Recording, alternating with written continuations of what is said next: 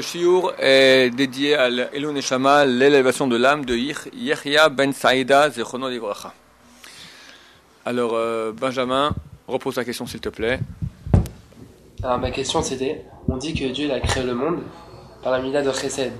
Alors le chesed c'est une qualité qui ne s'exerce que s'il y a un rapport à l'autre, que s'il y a quelqu'un pour recevoir le chesed. Alors avant que le monde y soit créé, il y avait que Dieu, donc il n'y avait pas de réceptacle pour recevoir ce chesed là. Donc comment est-ce que les choses se sont déroulées, sachant qu'il n'y avait pas de rapport à l'autre? Bon, effectivement, avant que Dieu crée le monde, donc il y avait lui. Et avant qu'il crée le monde, il y a eu, entre lui et le monde, il y a eu plusieurs étapes aussi de comment depuis l'essence même de Dieu, on arrive au monde. Et toutes ces étapes progressives sont en fait des propagations de la lumière de Dieu. On va dire des possibilités que la lumière de Dieu puisse être octroyée. C'est ça qu'on appelle chesed. Plus en détail, c'est un des grands secrets de la mystique juive que nous ne connaissons pas, parce qu'on ne sait pas ce que ça veut dire exactement, mais que Dieu, pour pouvoir donner, il fallait qu'il se rétracte. C'est ça le Tzimtzum. Donc il y a un rétractement de la lumière divine infinie, et après, dans le vide qui est créé, passe cette lumière est donnée, mais de façon succincte, mêlée à du din. Mêlée à din, c'est exactement le contraire du chesed. Chesed, c'est le don illimité. Le din, c'est le fait de rien donner gratuitement. On ne donne qu'avec justice. Si tu mérites, tu reçois, sinon pas. C'est donc la force en fait de contraction. Donc après, c'est marqué que Dieu a créé le monde, mélangé chesed et din. Si le monde était entièrement chesed, il n'y aurait pas de limite. Il n'y aurait pas de justice. Il n'y aurait pas de mérite. Il n'y aurait pas de libre choix. Il n'y aurait pas de mal. Toute cette notion de mérite, de limite, de possibilité d'avancer, il faut qu'il y ait un monde qui soit dans le fini. Fini signifie que j'arrête. Tu as le don illimité, je mets une barrière. Non, ce n'est pas illimité, ça devient limité. La limite, c'est le din. Mais s'il n'y a que du din, alors personne ne peut résister. Tu peux pas. Le din, c'est la justice, la rigueur la plus grande qu'il puisse y avoir. Tu ne mérites pas de vivre. La vie en elle-même qu'on reçoit, elle est un don. Dieu nous a donné la vie. Après, on mérite cette vie plus, on mérite moins, mais déjà le fait qu'on vive, c'est déjà un don gratuit. Donc il faut qu'il y ait les deux. Maintenant, Dieu étant parfait, c'est une notion inhérente à la divinité, qu'elle est parfaite. Sinon, ce n'est pas une divinité. Et il est inhérent à la perfection d'être dans le chesed. Ça veut dire de vouloir octroyer le bien. Il est impossible qu'une perfection puisse octroyer du mal, faire du mal. Ça serait imparfait. Le mal est résultat de l'imperfection, du manque. Pourquoi, tu poses la question? Quand je dis que c'est inhérent, ça veut dire ça. Je vais essayer d'expliquer, bien que c'est presque complètement impossible, mais. Parce que nous, on a des notions humaines. C'est comme ça, mais. Bon, alors, parlons du mal. Qu'est-ce que c'est que le mal? C'est un manque. De toute façon, le mal. Un manque, je suis d'accord avec toi. Et pourquoi c'est un manque? On voit que dans l'humanité, il y a une certaine moralité commune. Alors, est-ce que cette moralité, elle est simplement le résultat on va dire, d'un accord commun? Écoute, moi, ça me fait mal que tu me tues. Toi, ça te fait mal que je te tue. Alors, faisons un accord commun qu'on ne se tue pas. Ensuite, on va voir en société. Ça nous fait du mal qu'il y ait des voleurs, parce qu'on n'est pas en sécurité. On va faire maintenant un système où on dit il est mal, il n'est pas bien de voler. Et on met en place un système coercitif qui s'appelle la police, qui met en taule les gens qui nous dérangent. On dira, ceux qui vont d'après les normes de cette société sont dans le bien, et ceux qui vont contrairement aux normes sont dans le mal. Est-ce qu'on pourrait dire le contraire? Est-ce qu'on peut dire que de façon arbitraire, on va faire un monde où le bien, c'est voler, c'est tuer? Ça existait. Hitler a dit ça. Hitler a dit qu'il n'y a que l'impudence juive pour aller contre la nature. La nature dit le plus fort gagne. Voilà. T'as pas de chance, c'est plus faible, laisse-toi dévorer, c'est tout. Peut-être. Pardon? C'est en nature, ça. C'est en nature.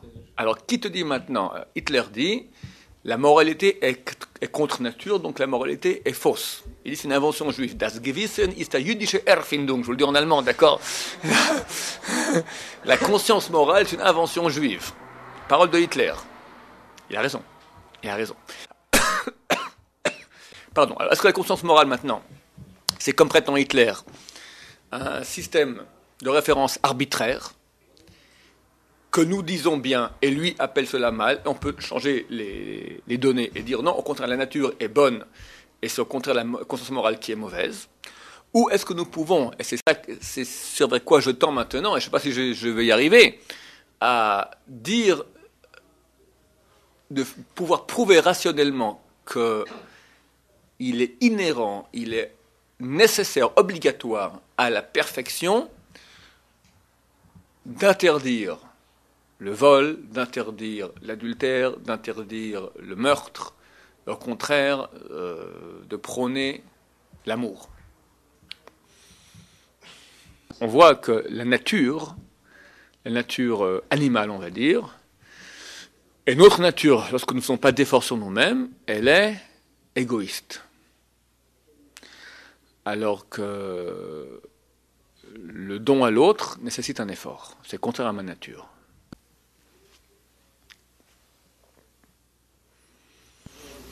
Ça dépend de quelle nature. Les fourmis ne sont pas égoïstes. Les fourmis ne sont pas égoïstes. Je ne sais pas. Je ne connais pas le trait de caractère des fourmis. Elles travaillent l'une pour l'autre. Elles travaillent toutes dans un. Ouais. Non, mais c'est pas comme deux charognards qui vont se battre pour une. Il y a assez d'instinct. C'est dans la relation. Donc voilà. Donc c'est une nature qui est comme ça. J'aimerais trouver des choses qui sont vraiment universelles, qu'on puisse un paramètre rationnel, incontournable, qui prouve qu'effectivement la perfection est dans le bien, donc Dieu étant parfait est dans le bien, dans le chesed. Pardon? Donner la vie. C'est un bien, et sans ça, il n'y aurait plus. Ok, ça c'est un système écologique. C'est bon, on voit que la nature. Alors, ok, tu récupères Hitler. Regardons la nature. Tu vois que la nature maintenant, elle fait quand même en sorte de mettre en place des systèmes écologiques qui vont faire que la vie va continuer. Sinon, ça serait une autodestruction. Donc, nous voyons que la nature est pour la vie. D'accord. Ouais, mais on s'en fout de l'amour. Mais on ne veut pas l'amour. Peut-être. Alors là, ça devient intéressant. Bon, moi, je pensais dire peut-être dans ce sens-là, peut-être dans un. En tout cas, nous, en tant qu'êtres humains, vous me dites si on est en train de voir, hein, c'est une souguia, on est en train de la benne de découvrir ensemble la souguia. C'est intéressant.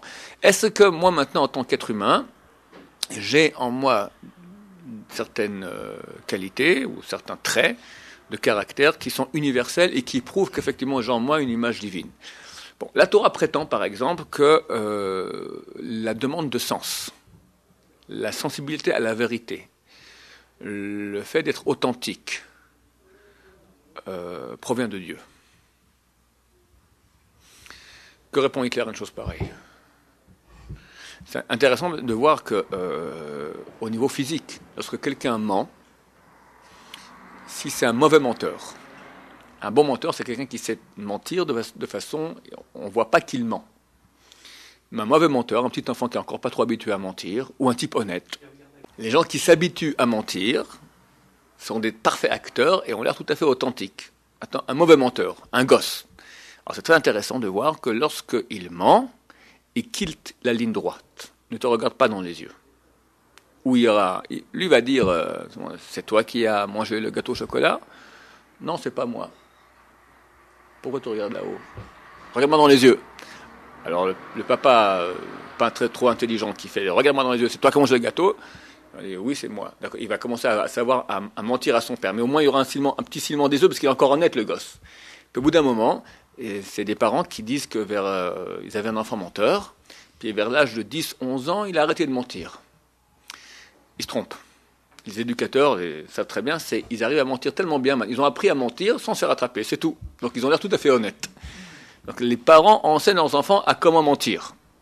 Mais quelqu'un qui est encore honnête, c'est intéressant de voir. Donc il y a une correspondance entre notre métaphysique et notre physique, qui fait que lorsque dans la métaphysique, tu vas quitter la droiture, alors dans ta physique, tu vas quitter la droiture aussi. Tu n'es plus capable d'aller avec un regard droit. Tu n'es pas droit, c'est pas droit.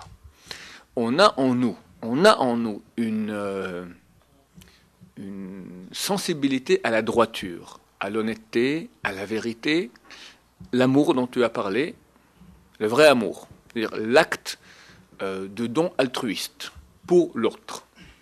Et ça, c'est une chose qui n'existe pas dans la nature. Animale, en tout cas. Ça s'appelle une nature divine. Il y a une nature divine chez l'être humain, qui n'est que chez l'être humain, et qui prouve qu'effectivement, on a une chose en plus, qui est dans ce que nous appelons le bien. On pourrait répondre que c'est, vu qu'il rentre dans un système de valeurs où on culpabilise celui qui a frappé son petit frère, alors lui il culpabilise. Mais c'est insuffisant. Il me semblerait aussi qu'effectivement, un enfant, un être humain qui est sensible, qui a en lui une conscience morale, innée parce qu'il est à l'image de Dieu, il se sentira culpabilisé d'avoir fait un acte qui est en soi mauvais, pas parce qu'on lui a inculqué que c'était mauvais, parce que lui-même il sent quelque part que ça se fait pas. Aussi chez le non-juif. Oui, bien sûr. Ça me semble difficile parce que toutes les valeurs aujourd'hui du monde elles se contredisent. On dit que c'est pas bien de mentir, mais pourtant tout ça va sur le mensonge. Oui, c'est vrai. Je dis pas que le monde il est bien, le monde il est mal. Le mal est le roi du monde, mais il y a un peu de bien qui se balade.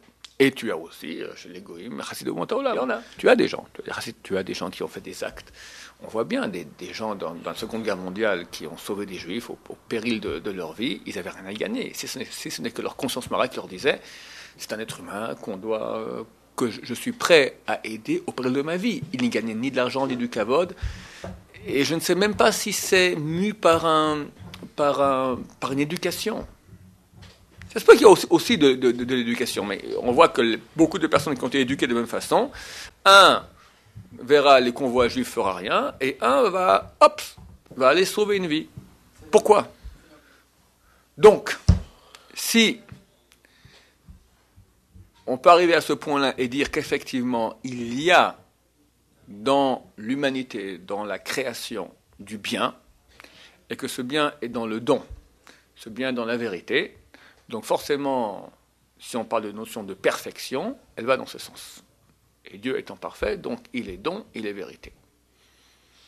C'est vraiment deux grandes qualités qu'on attribue à Dieu. Chesed ve'emet. Chesed ve'emet. C'est-à-dire que les barrières naturelles d'un homme, dans sa conscience morale, prouvent originellement que le bien est bien. Oui. Si, effectivement, ces barrières morales ne sont pas que le fruit d'une éducation, mais sont innées. Non, elles se cassent ou alors elles s'affinent avec l'éducation. Oui. De l'autre côté, on a le mal qui est aussi inné. Oui, c'est certain que le mal est inné, c'est certain. En tout cas, on voit chez l'être humain, l'être humain est le seul qui a ces deux pulsions, ces deux natures contraires. Alors que toute la création animale, elle n'a que la pulsion animale égoïste. On ne connaît pas d'acte altruiste ou d'acte de vérité. Chesed et Emet, il n'y a pas chez les animaux. Donc on imagine que l'être humain, c'est vrai, c'est peut-être un axiome, l'être humain est plus que l'animal. Peut-être que je me trompe en disant cela, mais bon, ça attaqué par la SPA.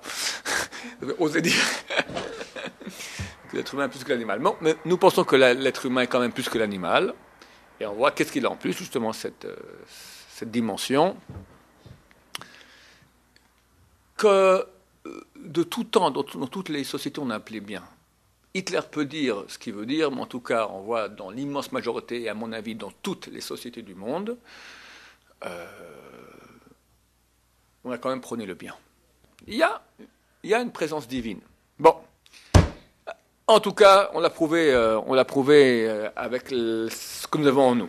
Même si au niveau de la société, je ne peux pas le prouver. En tout cas, au niveau de ce que nous avons, il y a donc cette cette pulsion divine, donc Dieu qui est à l'origine de cela, forcément il est chesed ve'emet. Étant chesed, pour répondre à ta question Benjamin, donc il veut, si ce chesed ne reste que potentiel, ce désir, j'aime pas utiliser ce mot vers Dieu, du mot désir, mais bon, de façon imagée, le désir de don ne reste que potentiel, il y a un manque de perfection. Pour qu'il y ait perfection, il faut qu'il y ait don réel, passer de potentiel à réel. Pour cela, il faut créer un vide, le tzimtzum, la rétractation. C'est le chosher. Chosher, dans la création, on voit que Bereshit bara Elokim et Hashem et Haaretz v'haaretz hayta tohu v'avohu bechosher al pnei tehom. C'est très profond, je fais un cours, hein, peut-être en 2 mots comme ça. V'haaretz hayta tohu v'avohu.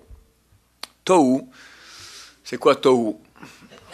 Les enfants disent tohu v'avohu, c'est du shni, d'accord? C'est pas ça, le monde n'était pas shni.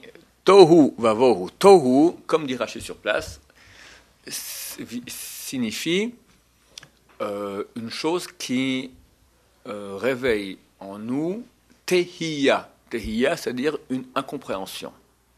Une chose qui est inappréhendable. La première création qui est faite, elle est l'Aretz, d'accord? Dieu crée la terre. La terre, elle est tohu. Tohu signifie, à la base, c'est une chose qui est infinie. Étant infinie, on ne peut pas l'appréhender. Tu peux voir une chose que si elle est limitée, elle a des fins, elle n'a pas de fin. Tu ne peux pas la voir. Donc tu es tohu. Tu as une chose infinie, elle ne peut pas rentrer dans la réalité. La réalité, elle est limitée. Chaque potentiel, il est illimité. Et chaque fois que le potentiel se réalise, il rentre dans la limite. Je prends une graine d'oranger. Potentiellement, combien de fruits peuvent sortir de cette graine? Infini. Maintenant, ce que je vois des milliards d'oranges dans cette graine, je ne vois rien. Le potentiel, il est infini, mais le potentiel, on ne le voit pas. Donc il est tohu. On ne peut pas l'appréhender. On ne peut pas le définir. Que va créer Dieu maintenant? Va créer maintenant une chose qui est bizarre en soi, parce que l'infini, il tend à rester infini. Il est infini. Si on le réduit à fini, c'est une réduction. Donc Dieu va créer une force, que l'infini, il a envie de se réduire à fini. Et en cela, il se réalise. Il y aura une réalité. Quand je prends maintenant la graine et je la plante, alors elle pourrit, elle donne un nombre fini d'oranges. L'oranger avec le nombre fini. C'est vrai que dans chacune des oranges, j'aurai encore l'infini, mais en tout cas, il y a déjà une réalisation, ou quelqu'un qui a une idée, du domaine abstrait, et quand on parle de choses abstraites, elle est presque infinie. On va dire, c'est un exemple que je reprends trop souvent parce qu'il est vrai, d'accord? Et Chazal utilise beaucoup la relation entre l'homme et la femme pour parler de la relation entre l'homme et Dieu. Quelqu'un est très amoureux de sa femme. Il a un sentiment d'amour pour sa femme. Ce sentiment, il est du domaine abstrait, qui a l'amour infini. C'est vraiment quelque chose de très grand, qui est divin. Donc, il va l'exprimer à sa femme, une lettre d'amour, ou un mot. La lettre, ou le mot, ou les mots exprimés sont beaucoup moins que le sentiment intérieur vivant, le vrai sentiment. Donc il y a une perte. On dit traduction, trahison. Il y a une perte. Mais elle est nécessaire, parce que tu ne peux pas réaliser, tu ne peux pas donner l'amour sans qu'il y ait une baisse de illimité à limité. Donc toute la réalité qui est tangible vient du fait qu'il y a des limites. Elle est dans le fait qu'il y a des limites. Ça s'appelle Bohu. Bo, en lui, est. Tohu, c'est la première étape. Le monde, il est Tohu, il est illimité. Le magma premier. La première création que Dieu fait, qui a son image, qui est illimitée. Et qui est inappréhendable. On ne sait pas comment... C'est du magma. Pour ce magma, maintenant, va se réaliser dans le monde limité. Réalisation signifie baisse, mais devient réelle. Réalité, Bohu, en elle, dans ce désir de passer de l'illimité au limité, est la réalité. Bohu. Alors, tohu vavohu, c'est quelque chose de profond, c'est pas du fni, d'accord? C'est tohu, illimité, bohu, qui passe en réalité. Donc, Dieu, pour pouvoir donner, est obligé de créer un monde limité. Gvul vemida, on appelle cela. Gvul, frontière, mida, mesure. Il crée tout cela. La limite, le din. Alors j'ai commencé à dire, qu'est-ce qui vient après? Rocher al-pnetneom. Rocher signifie obscurité. Qu'est-ce qui est mieux, lumière ou obscurité? Tout le monde dit lumière. Et pourquoi? On peut préférer l'obscurité. Ça aussi, ça a une notion. C'est intéressant de voir que là aussi, on touche un peu la vérité métaphysique. Dans tous les peuples, dans toutes les cultures, tout ce qui est spirituel, tout ce qui est divin est vers le haut. Et tout ce qui est animal est vers le bas. Tout ce qui est divin est dans la lumière. Tout ce qui est dans le mal est dans le noir. Rocher en hébreu, obscurité, vient de la racine choser, c'est-à-dire manque. Manque. Dieu crée un manque. Après qu'il y ait un manque, alors Dieu vient maintenant et dit Yehi Or, qui est lumière. Et la fête qui correspond à la lumière, c'est quoi? La lumière première, c'est quoi? Pessah.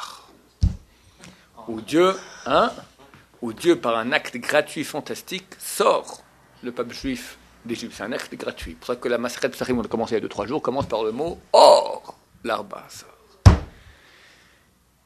Et après, on parle de l'obscurité. Toute la première page là-bas.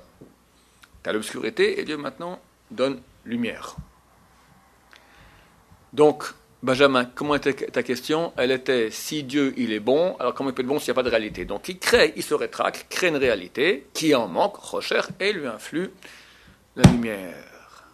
Et nous maintenant, pour que ça soit vraiment parfait, Dieu va nous donner le libre choix de choisir entre lumière et obscurité, et quand par moi-même maintenant je prends la lumière, par mes propres actes, donc j'existe. Si il n'y a pas de libre choix, je n'existe pas.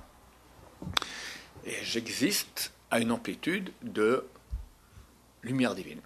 Je peux recevoir en moi, être d'amplitude de lumière divine. C'est bon? Alors on s'arrête ici, messieurs. Baruch Adonai.